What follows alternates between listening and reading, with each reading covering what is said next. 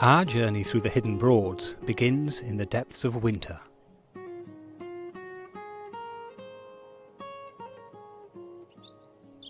It's January, and the early morning temperatures are well below freezing.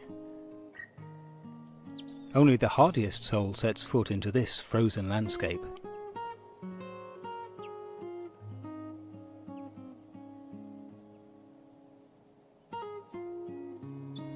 But hidden away behind closed doors, some people are already preparing for warmer days to come. This is Hunter's Boatyard near Ludham, home to a fleet of traditional sailing boats. Later in the year, the boats will take to the water, as they have done for the past 75 years. But for the time being, they're consigned to quarters. The winter is the only time when we can do all the maintenance on the hire fleet. The boats all come in the shed in October, the middle of October, and then that's a full-time job, getting them all ready for the next springtime or the next Easter. Over the time, all your fittings and everything, you just have to look at them. That one belongs to such and such a boat. That one belongs to another one, and so on. You get to know every boat individually, like old friends.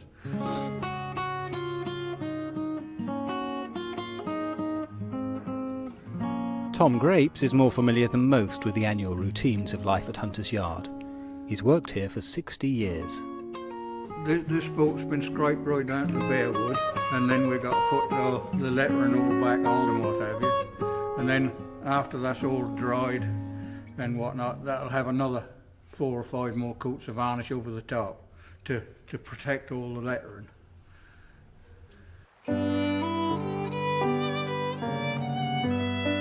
This film was made by holidaymakers who visited the Broads in the 1930s, when the Hunter fleet was still in its infancy.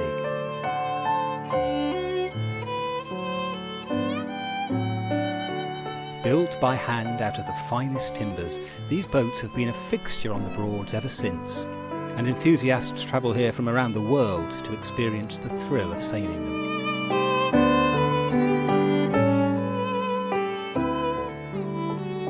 Today, Hunter's is run by a charitable trust dedicated to preserving the time-honoured skills of the Broads boat builders.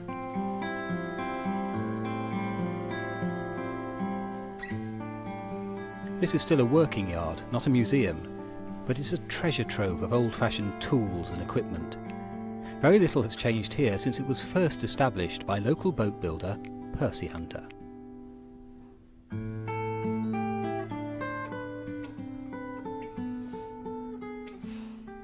Jennifer Mack is Percy Hunter's granddaughter. Each time she visits the yard, she's taken back to her childhood. Coming into the place every time, there's always the same smell, even as there is now. And I think probably the best thing about it was gleaming varnish and everything ready to go, and it just sort of gave one a buzz. For Jennifer, this has always been a magical place, full of memories. The working routines of the yard today are still shaped by her grandfather's methods and values. Every return visit brings back the lessons she first learned here as a child. Saturday was definitely a time when I had to keep out the way, except that I was allowed to bring his 11s down, so he could carry on working, and they could clean out the boats and get them all spick and span again, ready for the next lot of people.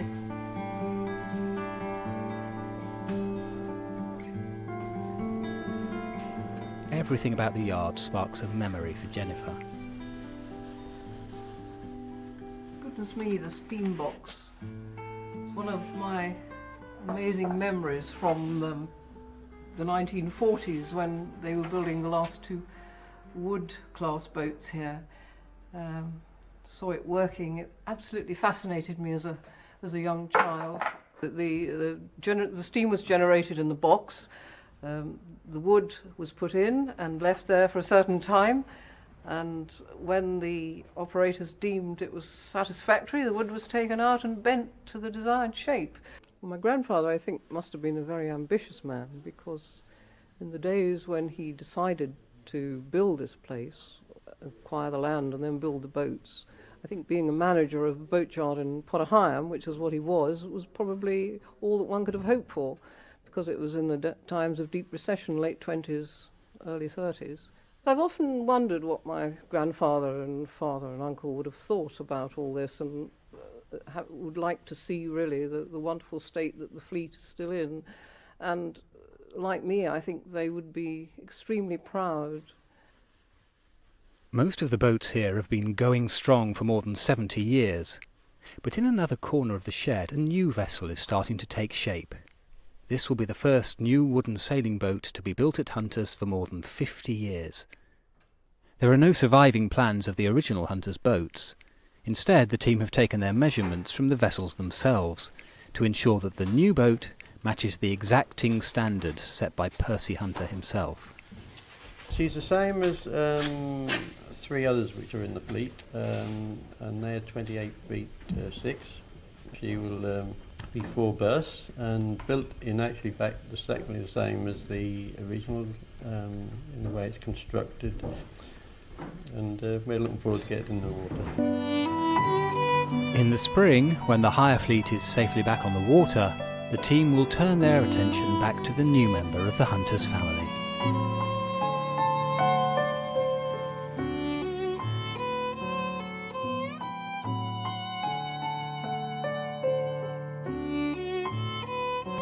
The Broads have always been the perfect place for simply messing about in boats. This film was made during a family jaunt here in the 1930s. The boat was hired from Hunter's Yard in Ludham. And today, more than 70 years later, the traditions established by Percy Hunter are still going strong. With spring in the air, the elegant ladies of the Hunter's fleet are leaving the safety of the boat shed and returning to their proper element in preparation for the holiday season. It's a ritual which has taken place here almost every year since the yard was first built. We got 13 cabin boats, and they're the ones that go out before Easter, and they're the ones we got to concentrate on first. The Hunter's fleet of sailing cruisers has been carefully preserved to give sailing enthusiasts and tourists a taste of travelling on the Broads 1930s style. Like everything else at the yard, returning the boats to the water is done the old-fashioned way. It's a delicate and expert business, but many members of the team have grown up with these boats, and slipping them back into the water is almost second nature to them. I started here in 1947, and we'll be doing the same thing today as we did in 1947. We're using all the same gear and everything. We're a little bit more modernised. We've got an electric winch now, and that tends to make things a lot easier for us. If you keep the balance on everything, it's not a difficult job really, but I mean if you try and work against the weight of the boat, then it makes it difficult really. That's why we just, you know, when I was just held it up so it just nicely balanced, and when we want to change direction we just get to the point of balance and just, you know, it makes life easy then really.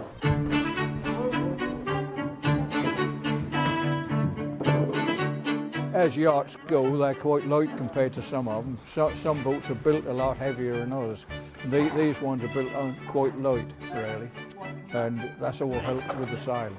The lighter the boat is, the better they'll sail. But this job isn't just about traditional working methods, it's also about pride. We always do our best, and we like to see the boats go out. When they go out, we like to see them go out in tip-top condition, you know.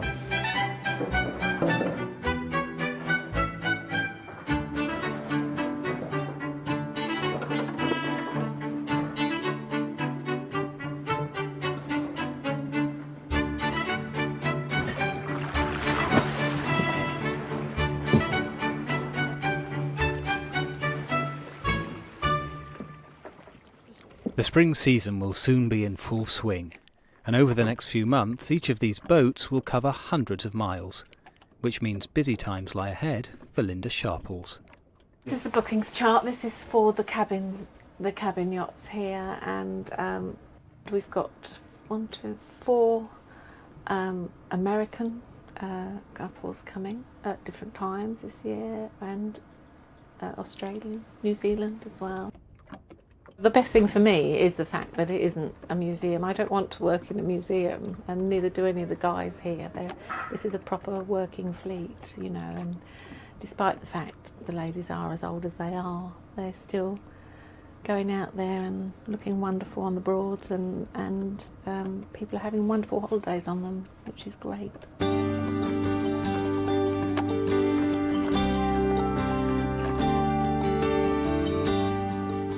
They might have made their graceful transition from land to water, but the fleet isn't quite ready to set sail.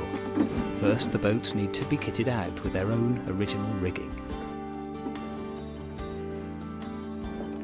Every boat has got its own bunch of rigging, and the rigging has all been done. Everything has been done. All the blocks. This one is a peak halyard with 3 blocks. The blocks are all been rubbed down and varnished, and all the little sheaves inside have been punched out, and they're all been greased, so they're ready for another season. When I first started the yard, Mr. Hunter, he used to do all the rigging. As I say, he used to like doing it, and then because after he died, I started doing it, and I suppose I've been doing it ever since.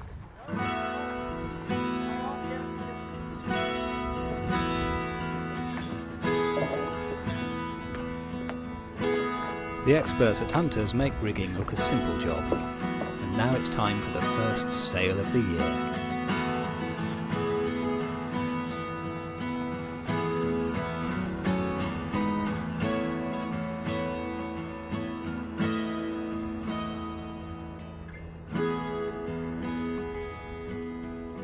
This is the Luna, a 1930s wooden cruiser from the Hunter fleet, and a living reminder of what boating on the Broads was all about in the pre-war years. She's being put through her paces today by Graham Cooper and sailing historian Richard Johnston Bryden. Boating holidays on the Broads really started towards the end of the 19th century with enterprising wherry owners sweeping out the holds of their traditional trading wherries and taking parties of holidaymakers during the summer months. Those holidays proved very successful, leading to the building of purpose-built cruising wherries and then various sizes of cruising yachts for holidays, including, if you like, the self-sail yachts, of which the Hunters yachts were part of the ultimate development of that breed of yacht.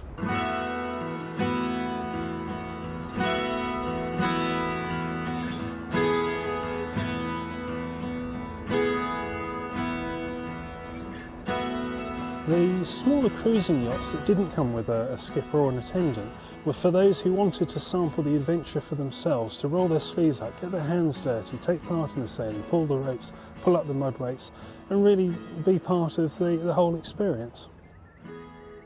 When this family cine film was made back in the 1930s, it took a certain dedication to holiday on the Broads. You would have come up by train from the city. You would have then perhaps had a small taxi ride to come to this rural boatyard right out in the middle of nowhere.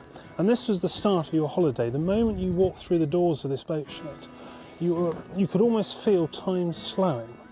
And instead of worrying about having to be somewhere at a certain time in a certain place, you were just there to enjoy the elements, the wonderful sunsets while you're enjoying a drink, going for a morning swim, perhaps going for a morning sail. Certainly going to enjoy a lunch at a riverside pub, followed by another afternoon sail before mooring up for the night.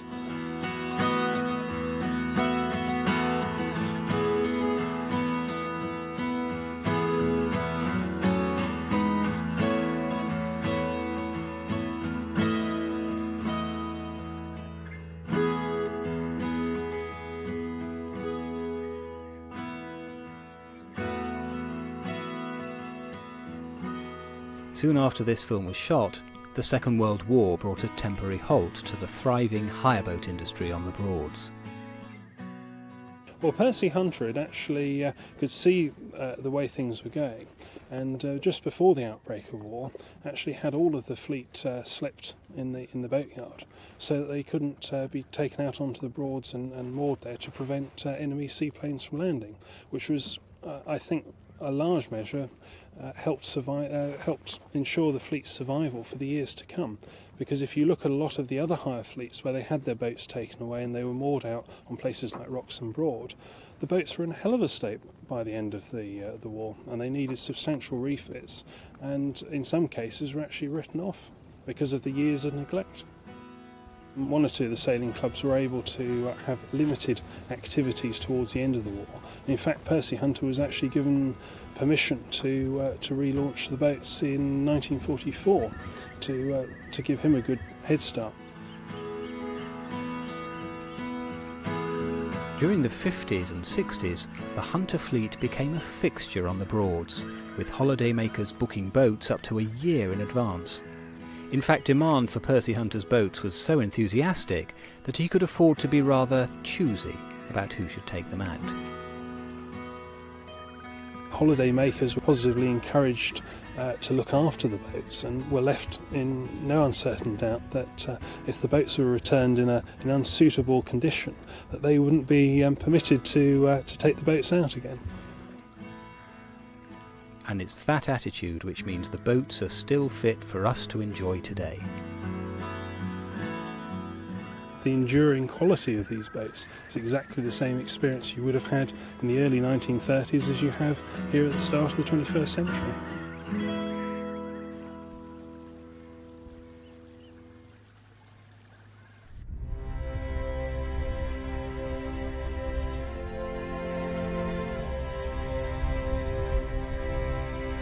It's summer on the Norfolk Broads, and wherever you look there are pictures waiting to be painted.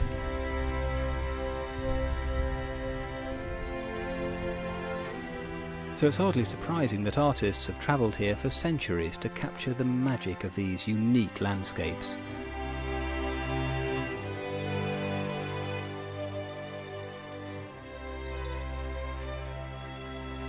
In the early 19th century, watercolourists like Crome and Cotman were drawn to the drama of wide skies and atmospheric ruins.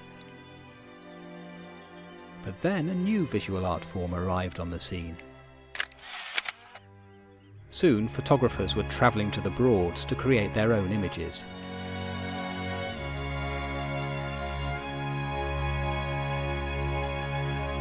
One of the most famous was P.H. Emerson. He was born in Cuba, but moved to England in the 1860s to study medicine. In the 1880s, he abandoned the medical profession to pursue a passion for photography. Emerson's love for the landscapes of the Broads shines through in his photographs. But he was also fascinated by the people who lived and worked here. Stephen Hyde is Emerson's great-grandson. Like his famous ancestor, he's also a professional photographer. Today he's come to Hunter's Yard, this traditional boat shed in the heart of the Broads. He wants to make his own photographic record of the yard in the style of his great-grandfather a century ago. To Emerson, he would have felt really at home here. He would have found things which he felt truly represented the decency and higher qualities of mankind, as opposed to Mr. Quick Fix paparazzi, which I'm not actually, but you know, I'm a little bit. And just look at all the stuff. There's blocks and tackles. I think I can't wait to get my hand on them because they are just gorgeous. So look at this. I mean, that is a work of art. Form and function beautifully melded together. A wonderful work of art. And I think he'd have loved this place. Though Emerson is best known for his landscape photographs, he did visit boatyards like this one. For the pioneering photographer, the lack of available light presented a major challenge.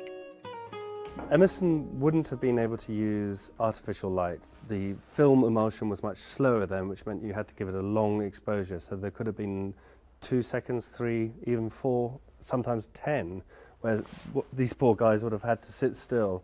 And Emerson, who is attempting to get a naturalistic look about his photographs, ironically probably wasn't that able to do so because the technicalities meant that they had to sit still for so long that really any spontaneity went out the window. I've got life a lot easier. I've got my digicam, I can change the ISO rating. it's going to be a lot easier, but it's still going to be a challenge. A bit more composition. So I'm going to try and focus on Graham as a foreground figure, working amongst the lovely paraphernalia of boat building.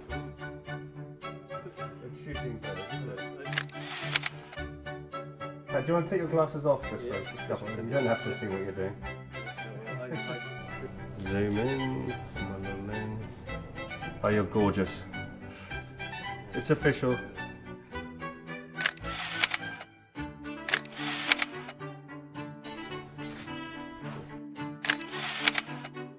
I have a horrible feeling that P.H. Emerson would have absolutely hated me and my type of photography and what I represent, the digital, the quick fix, and all this type of thing. What he liked was authenticity and just made simple, beautiful photographs.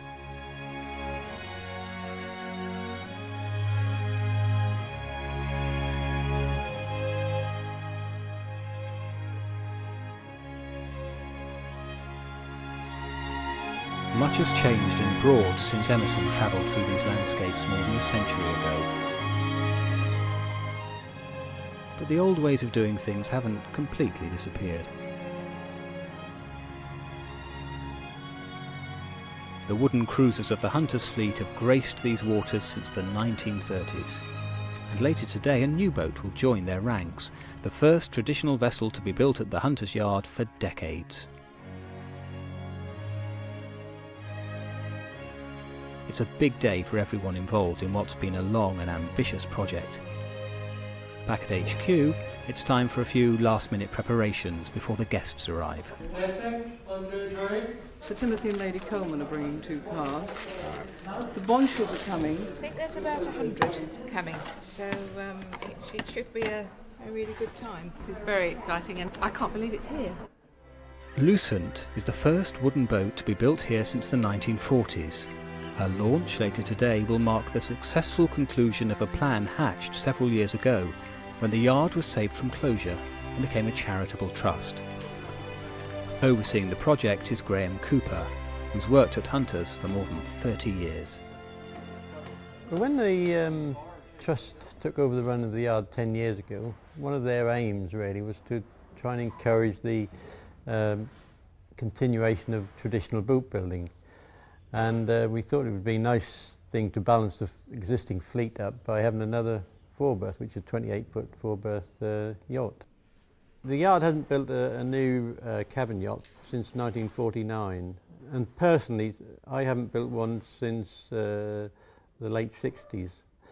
So we've had a little bit of scratching of the head and, you know, had to get the brain box going really.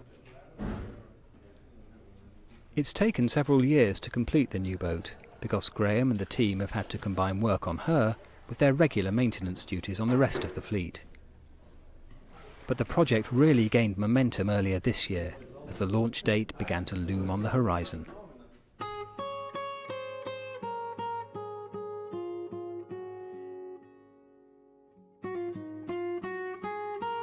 Back in the winter, while the rest of the fleet was getting a fresh coat of varnish for the season ahead, the team was itching to get back to work on the new boat.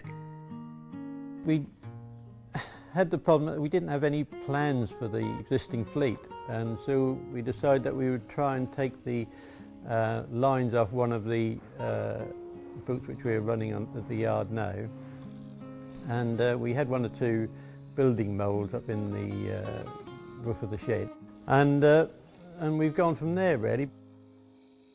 We do use the odd modern materials where we feel it's an advantage, but many of the sort of procedures we do are as they would have been done in the, you know, when the boats were built in the 1930s. I think if that's what you like, you know, this is the place to be really.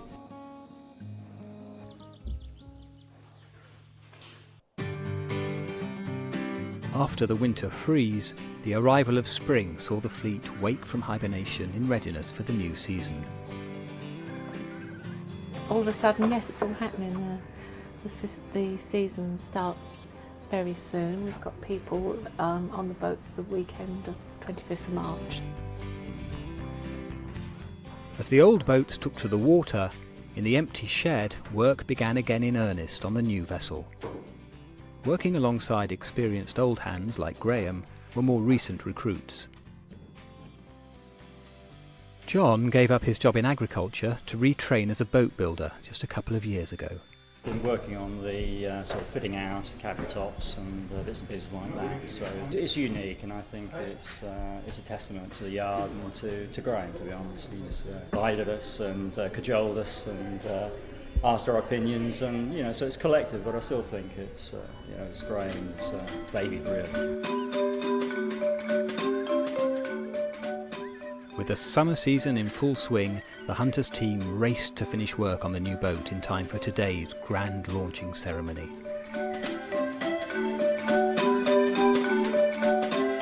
Now that the big day has finally arrived, they're turning their attention to a slightly different construction challenge.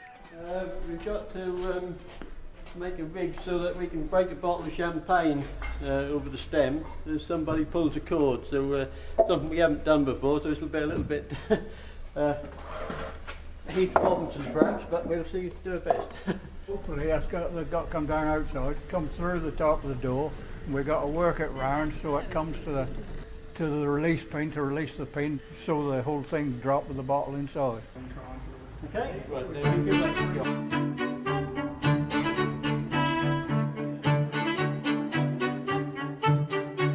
After the new boat has been launched, the rest of the fleet will travel upriver for a grand sail past, choreographed by Hunters Yard trustee Philip Bray. He has a long family connection with this yard. Back in the 30s, his father was the first skipper to sail another Hunters boat, the Lullaby. He kept a record of the maiden voyage, which Philip treasures to this day. The log of the yacht Lullaby, maiden voyage, Friday the 13th of May to Monday the 16th, Whitsun, 1932. Reading from the first page, we arrived at Womack, near Ludham, soon after 8:30, and Mr. Hunter was surprised to see us so early. Our boat, the Lullaby, was ready for us. She had only just been finished and had not even been out for a trial sail. And so they sailed around for 3 days, not going very far and calling in to talk to Mr. Hunter now and again. And then at the end, we had a very enjoyable 3 days with a lot of wet sunshine and plenty of good sailing wind. The boat was very comfortable inside and sailed very well indeed. In fact, A1 in everything. A good few Hunters boats have been launched since Lullaby first took to the water, but not in recent years. The last one to go in was way back in the 40s when Tom Grapes was a young apprentice, newly started at the yard. Hey guys, this way. Thank you.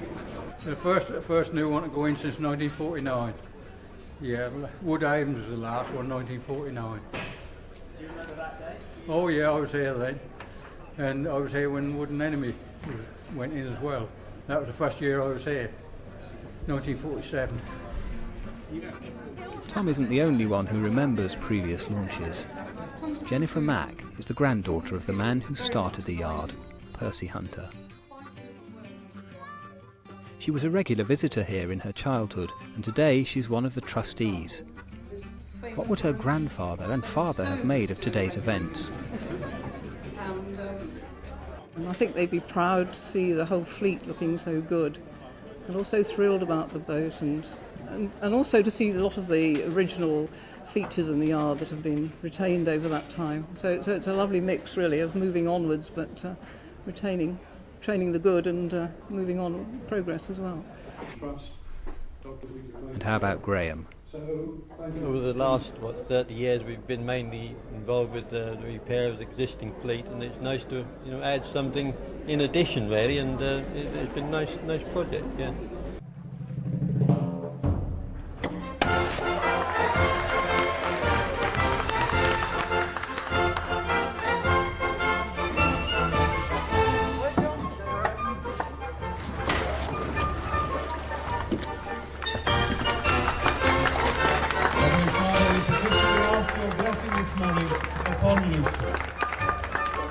We give thanks for the craftsmanship, the dedication of skill and labour, and the feeling.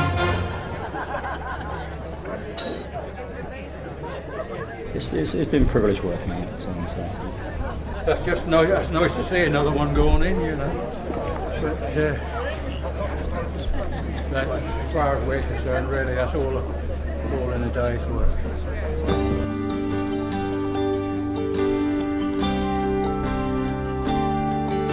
With the new boat Lucent safely afloat, it's time for the final event of the day, a grand sail past further up the river.